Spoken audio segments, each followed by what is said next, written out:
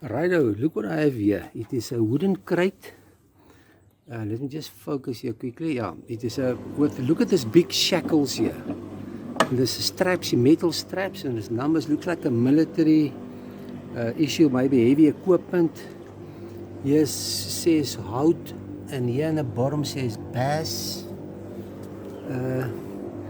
This is Afrikaans, bokant, top, English. Just go here. Just move it here. There's another number. There's carefully another book on top.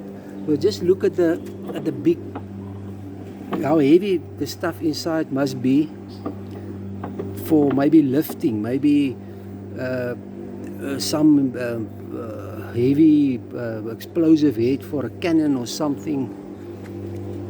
Who knows what it is? Okay, if you guys know what it is, maybe you're in an army or in a military, you know what this box was used for. And the inside, really nothing, it's just empty.